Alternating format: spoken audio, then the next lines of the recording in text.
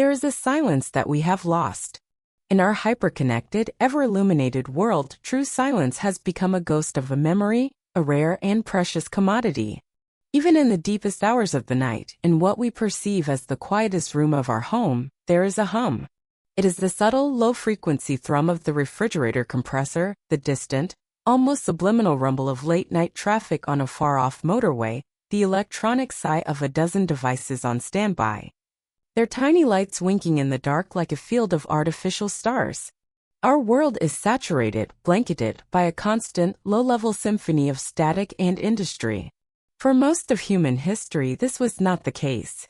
Our ancestors lived with a different kind of quiet, a deep, organic silence born of the earth itself, a silence broken only by the howl of the wind through the pines, the sharp cry of a nocturnal animal, or the intimate crackle and pop of a communal fire.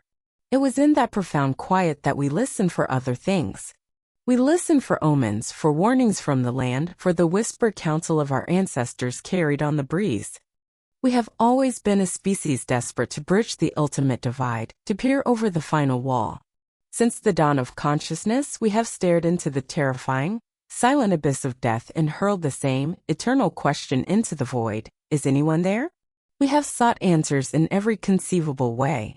We have traced the patterns of stars, read futures in the entrails of animals, and built monumental tombs as gateways to an unseen world. In more recent centuries, we refined our methods.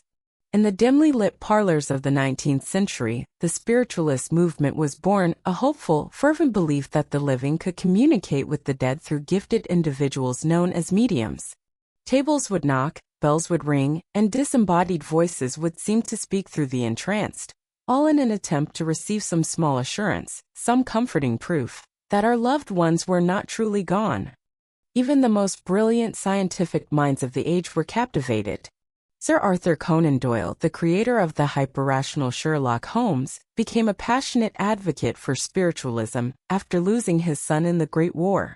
And even Thomas Edison, the very architect of the modern electrical world, confessed late in his life that he was working on a device, a spirit phone, if you will. He theorized that if personalities survived death, they would retain their memory, knowledge, and other faculties. Being a practical man, he reasoned that they should be able to affect matter. If this reasoning be correct, he wrote, then, if we can evolve an instrument so delicate as to be affected by our personality as it survives in the next life, such an instrument, when made available, ought to record something. Edison's device was never completed, but the seed of an idea was planted. What if the bridge to the other side was not to be built of faith or ritual, but of copper wire and electricity? What if the tools to finally get an answer were not ancient texts or spiritual mediums, but were, in fact, the very instruments of our noisy modern age?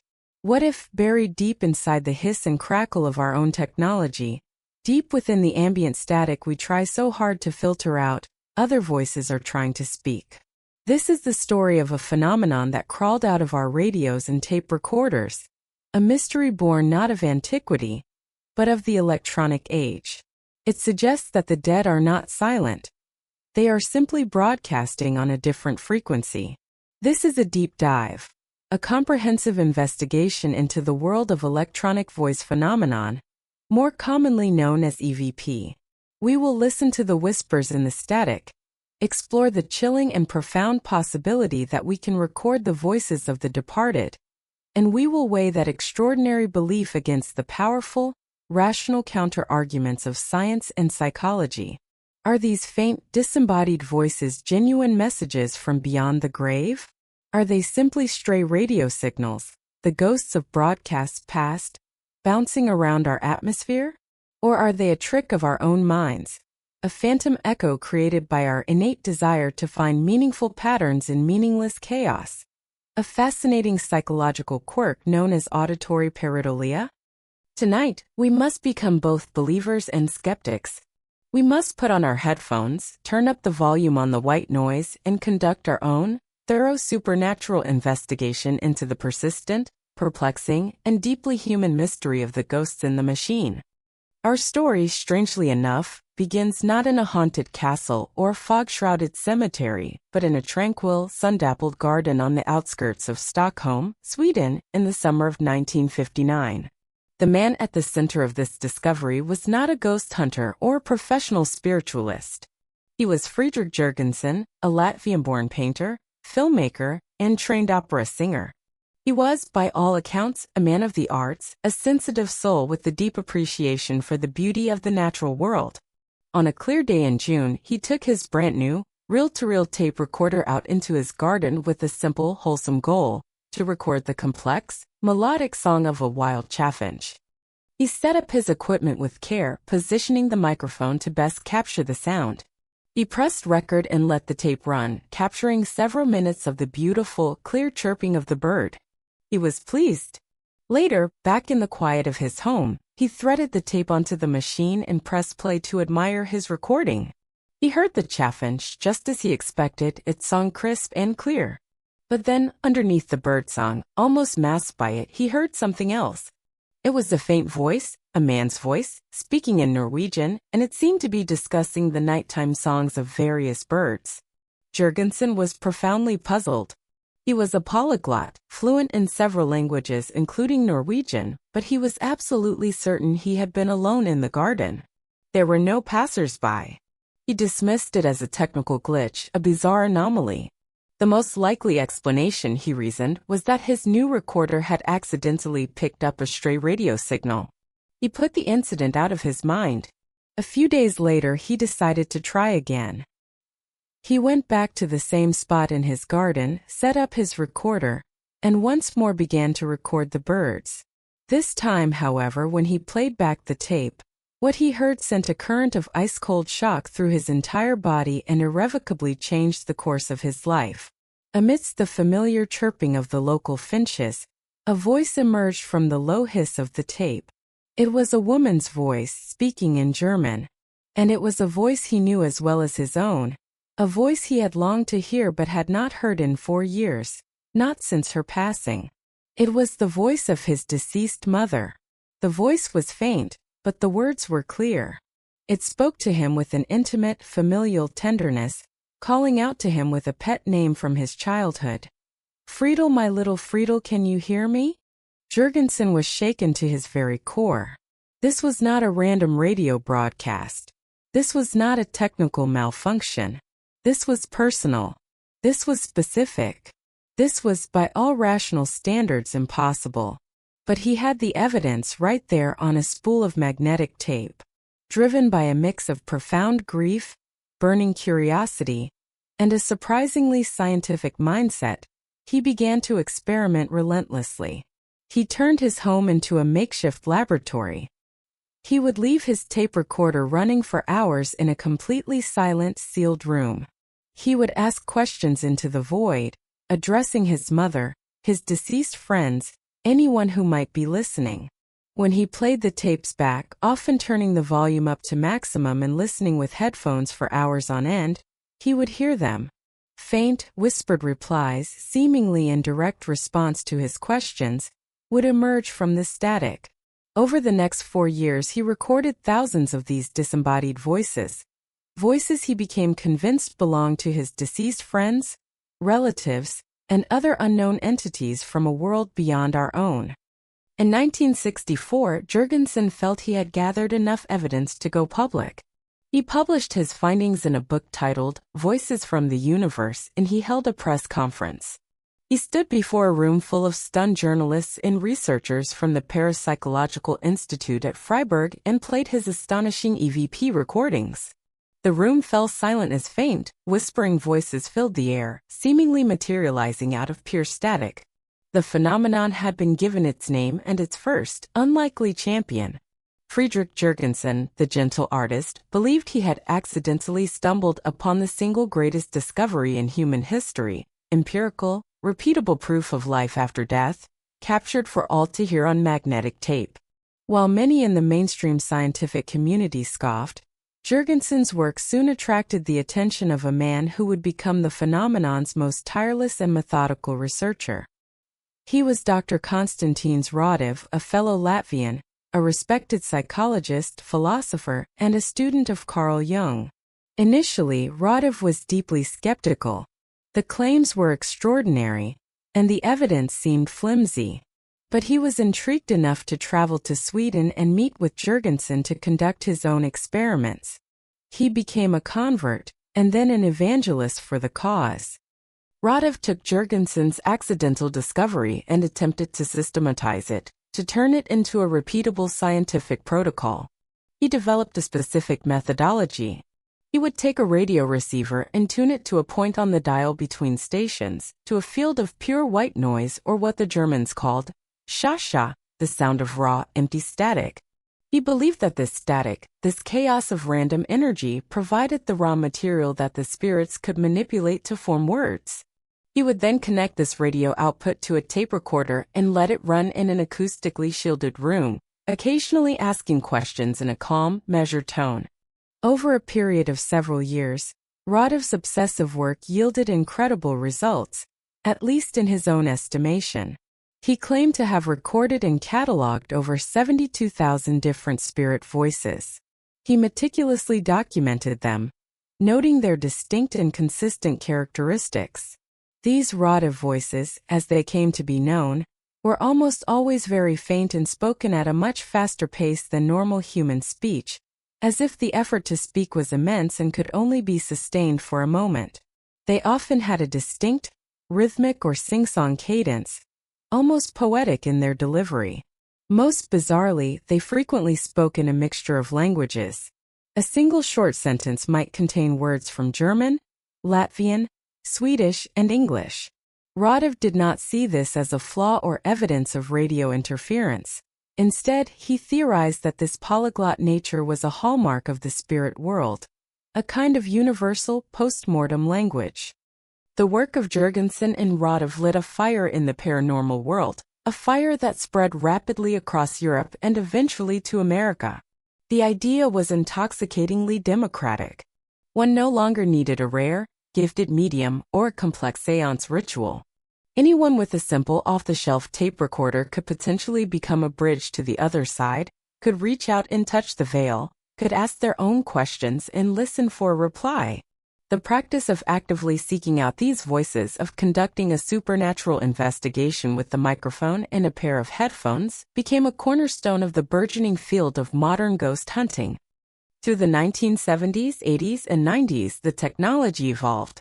The cumbersome reel-to-reel tapes gave way to more portable cassette recorders, and finally to the highly sensitive digital audio recorders we use today.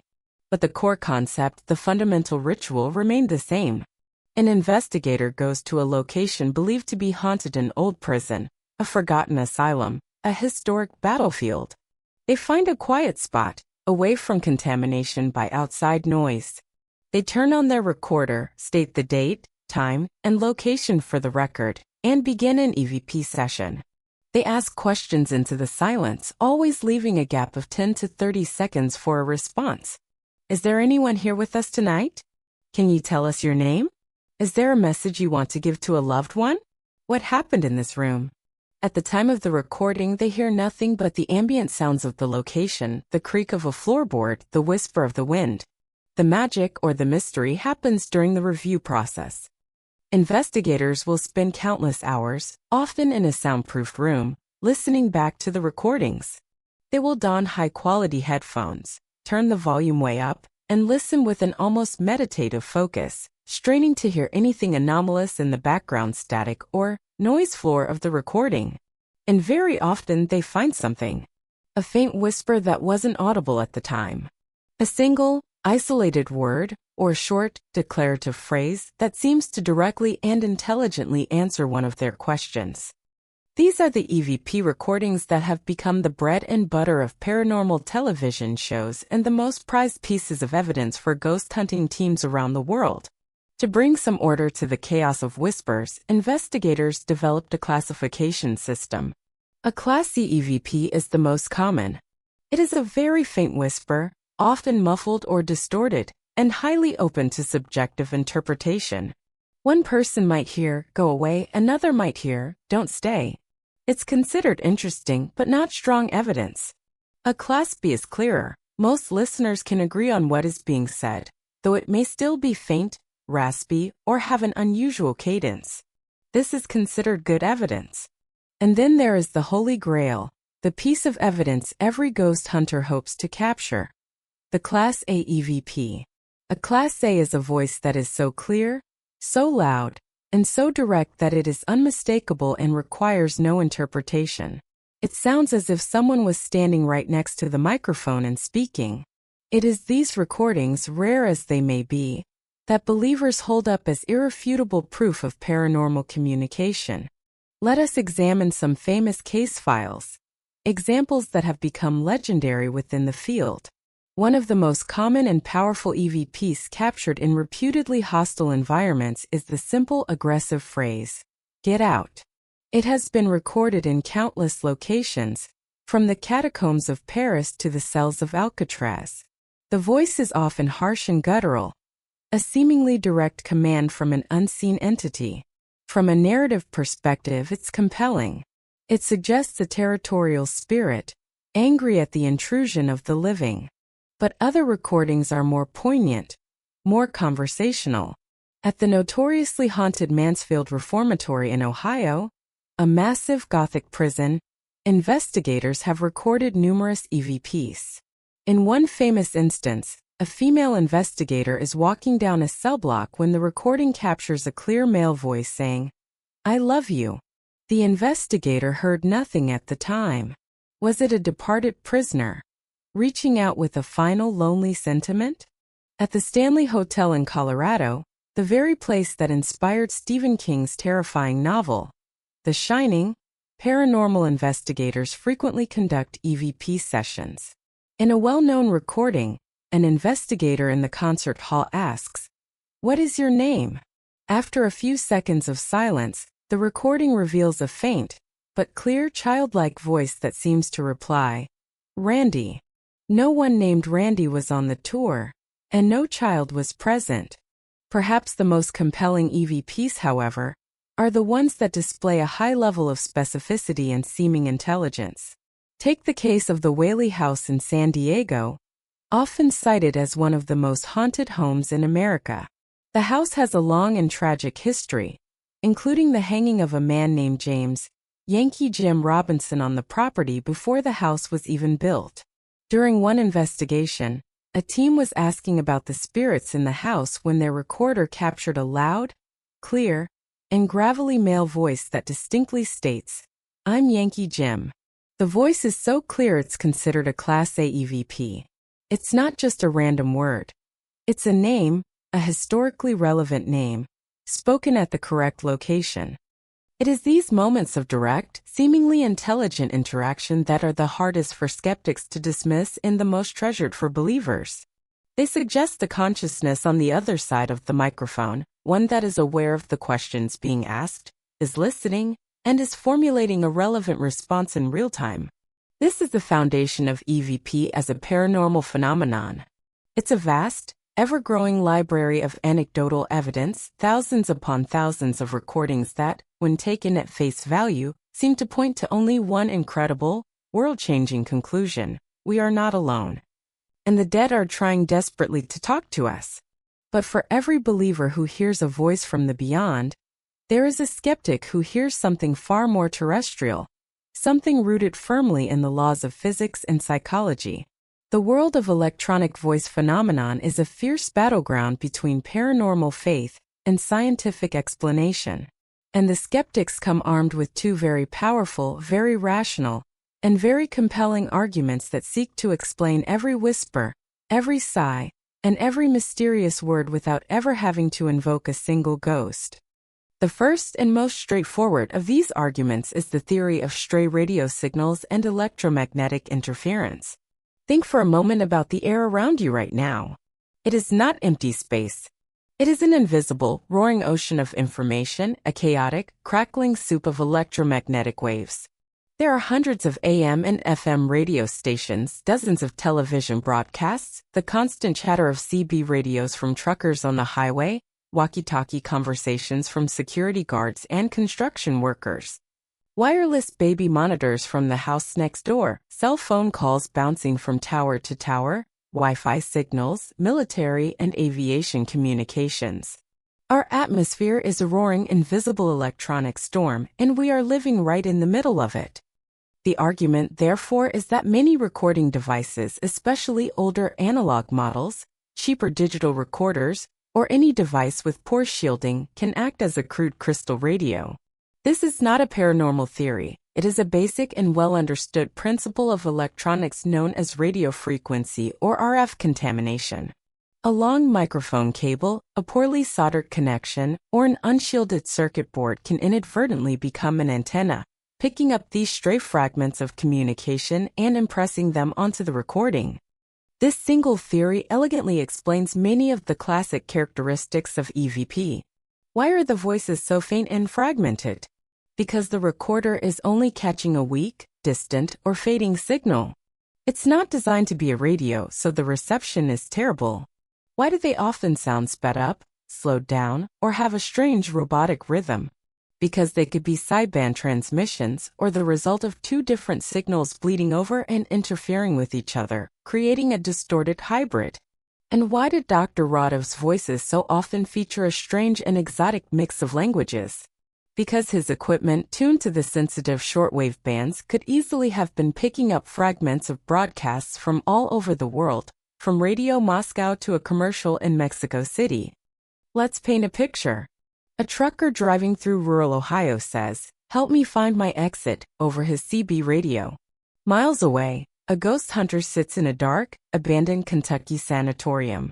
Their cheap digital recorder, with its long, unshielded microphone cable acting as a perfect antenna, picks up a tiny, distorted fragment of that signal. During review, they isolate the fragment, amplify it, and hear a desperate, ghostly plea, "Help me." A Spanish-language radio station is playing a dramatic soap opera, and the recorder captures a single emotional word spoken by an actress, adios. In the context of a haunted house investigation, that fragment becomes a ghostly farewell from a departed soul. The modern development of the spirit box or Frank's box in the ghost hunting community only serves to strengthen this argument.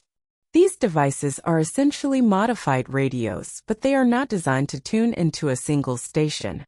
Instead, they are built to continuously scan through the AM or FM bands at high speed, playing tiny snippets of audio syllable here, a musical note there from each station for just a fraction of a second. The theory among believers is that a spirit can use the energy and the raw phonetic sounds from this audio stream to piece together words and sentences. The result is a constant, chaotic stream of jumbled, random noise, phonemes, and word fragments. And from this audio chaos, investigators report hearing full, intelligent, and direct responses to their questions. A skeptic would argue, quite simply, that the device is doing exactly what it was built to do, broadcasting random noise from dozens of radio stations. The messages are not being assembled by spirits, they are being assembled inside the listener's head. And that brings us to the second, and arguably the most powerful and comprehensive scientific explanation for electronic voice phenomenon. It's an explanation that has nothing to do with electronics or spirits, and everything to do with the remarkable and remarkably fallible 3-pound computer inside our own skull, the human brain. The phenomenon is called auditory pareidolia. To understand auditory pareidolia, it's best to start with its more famous visual cousin, which we've all experienced. Have you ever looked at a fluffy white cloud and seen the clear shape of a dragon or a dog? Or stared at the texture pattern of a stucco ceiling and seen a distinct face looking back at you? Have you seen the man in the moon or the face of Jesus in a piece of toast? That is visual pareidolia.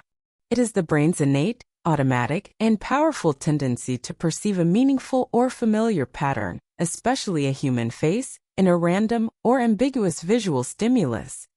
This isn't a bug in our cognitive system, it's a deeply ingrained evolutionary feature. For our primate ancestors surviving on the savannah, it was far better to mistake a strangely shaped rock for a crouching lion than it was to mistake a crouching lion for a strangely shaped rock. The first mistake costs you nothing.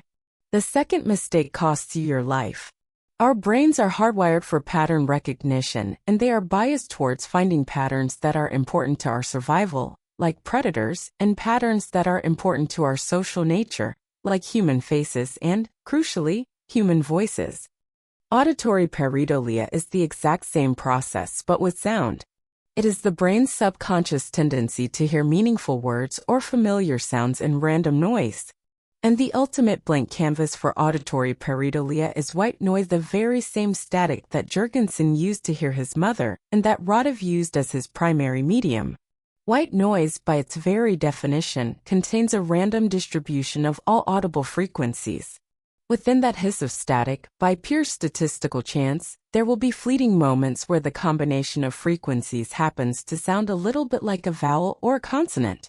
A little, shhhh, a little, a little, ta. These are meaningless, random acoustic fluctuations. But the human brain abhors a vacuum of meaning. It is a pattern-finding machine. When you present it with this audio static, especially when you are in a state of heightened emotion or expectation, like, say, when you are alone in a dark, supposedly haunted building, actively listening for a ghost, the brain's pattern recognition software kicks into overdrive. It latches onto those random phonetic sounds and, like an unconscious game of connect the dots, it stitches them together into the most likely and familiar pattern it knows: human speech.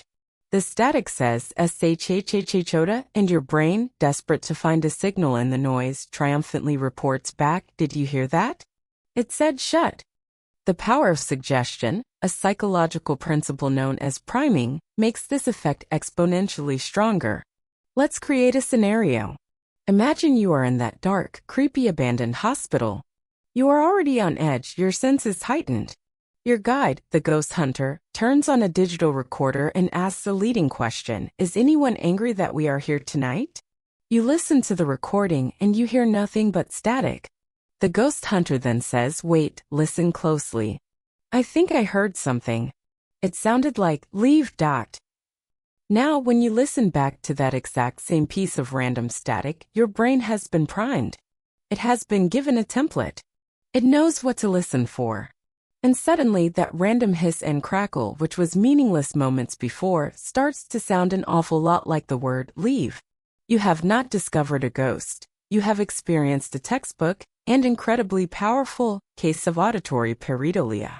From this perspective, EVP is an audio Rorschach test. The static is the ink blot. It is inherently meaningless. The meaning, the voice, the word, the message is supplied entirely by the observer's mind. This psychological framework explains so many of the quirks of EVP evidence. It explains why the vast majority of EVPs are short, just 1 or 2 words.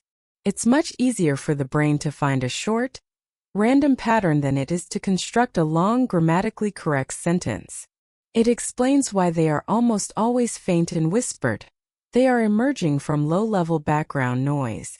And most importantly, it explains why different people can listen to the same Class C or B EVP and hear completely different things, and why an EVP is often totally unintelligible until someone tells you what it's supposed to say. The very act of suggestion creates the experience. So, where does this leave our investigation? We are at an impasse with 2 compelling, well-argued, yet diametrically opposed explanations for the same phenomenon. On one side, we have the deeply personal, often emotionally profound, and sometimes chilling experiences of millions of people who believe they have recorded proof of an afterlife. On the other, we have the cool, rational, and evidence-based explanations of radio interference and the established science of human psychology. Is it possible to reconcile these 2 realities? Is there a middle ground to be found in the complex world of ghost hunting science? The heart of the debate lies in the quality of the evidence.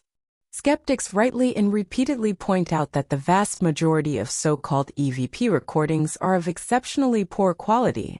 They are the Class B and, more often, Class C recordings, the faint whispers that are highly susceptible to both RF contamination and the undeniable power of auditory pareidolia.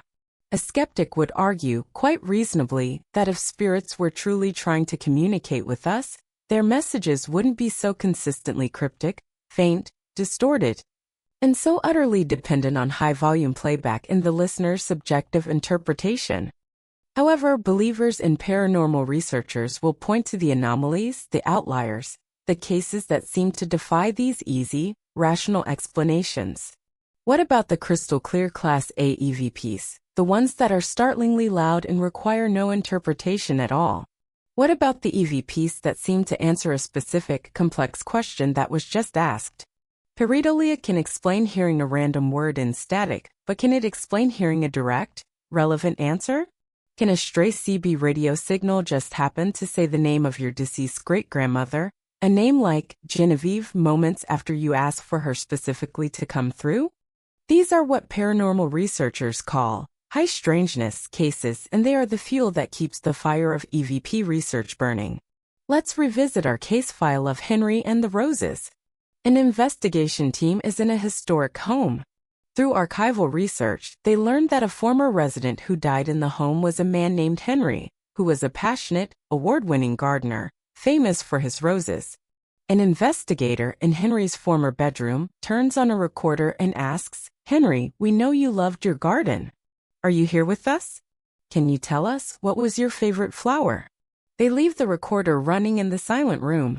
Upon review, they hear a faint but clear, raspy, elderly male voice say, "The roses." Let's analyze this with our skeptical tools. Is it pareidolia? It's possible, but "the roses" is a very specific and contextually relevant phrase. It's not a simple, common word like yes or no or leave. Is it a stray radio signal? The statistical odds of a random broadcast fragment containing that exact phrase, spoken in a voice that matches the expected profile, at that exact moment, are astronomically low. It is these types of recordings, the ones that are specific, direct, and contextually relevant, that keep the mystery alive and prevent the entire phenomenon from being completely dismissed by serious researchers as a mere psychological curiosity. The ultimate challenge in the ghost hunting science of EVP is its slippery, elusive nature. Believers often argue that the very act of trying to scientifically control an EVP session can cause the phenomenon to cease. They suggest that the consciousness behind the voices is intelligent and can be shy, playful, or even hostile. It may not wish to perform on command under sterile laboratory conditions with skeptics present. This, of course, is an argument that is fundamentally unfalsifiable. It creates a scenario where the absence of evidence becomes, in itself, a form of evidence. This makes the phenomenon impossible to definitively prove or disprove through the scientific method, placing it firmly outside the realm of conventional science and into the realm of personal experience and belief. The evolution of technology has only complicated the issue. While modern digital recorders are far better shielded against RF contamination than the old analog tape recorders, they introduced their own set of potential problems. Digital compression algorithms, used to create smaller audio files like MP3s, can create strange audio, artifacts, bizarre sounds and distortions that were not present in the original, uncompressed audio. Furthermore, the internal noise of the device's own electronics, the noise floor, can be a new and different source of static for pareidolia to work its magic on. The tools have changed, but the fundamental ambiguity remains. Ultimately, the phenomenon of EVP exists in a fascinating and frustrating gray area, a tantalizing intersection of technology, psychology, and a deeply, profoundly human hope. The sounds being recorded are real. The clicks, the whispers, the static, they exist on the recording. The debate is, and will likely always be, about their source. It is entirely plausible and even probable that the vast majority of EVs, perhaps 99% of them, are the products of stray radio signals and our brain's brilliant but easily fooled search for meaningful patterns. They are audio illusions born of static and the power of suggestion. But what about that remaining 1%? What about the class of voice that calls out a name it shouldn't know? What about the direct, intelligent reply that defies all statistical probability? It is in that razor-thin sliver of profound strangeness that the true, enduring mystery lies. It is not enough to prove that spirits exist, but it is more than enough to make us pause, to make us wonder, and to make us listen a little more closely to the silence. The quest for EVP is a modern manifestation of our oldest desire. We want to know that the end is not truly the end. We want to believe that the ones we have loved and lost are not gone forever, but are simply waiting in another room, and if we just find the right device, if we just tune to the right frequency and listen with enough patience and hope, we might, just might, hear them whisper back to us, "I'm still here." So, is electronic voice phenomenon the greatest discovery in human history, a genuine bridge to the afterlife? Or is it a grand and intricate delusion, a modern superstition built on a foundation of faulty electronics and the well-documented quirks of human perception? Perhaps the truth is not a simple either/or proposition. Perhaps it is a messy, complex, and fascinating combination of all of these things. But the enduring power of EVP lies in its accessibility. It invites us, all of us, to become the investigators ourselves. All it takes is a recorder, a quiet room, and a question asked with sincerity into the darkness. But be warned. If you choose to listen to the silence, you might not like what you hear. Or perhaps, and this is the most profound question of all, you might just hear exactly what you wanted to all along. What is your take on this perplexing phenomenon? Have you ever heard an EVP that truly chilled you to the bone, one that defied easy explanation? Do you believe it's proof of the paranormal or a fascinating trick of the mind? Share your theories, your skepticism, and your own experiences in the comments section below. We are eager to hear your perspective. If you found this deep and detailed investigation into the whispers in the static compelling, please give this video a like and subscribe to our channel for more deep dives into the world's most enduring and thought-provoking mysteries. And be sure to hit that notification bell so you don't miss our next transmission. Thank you for listening.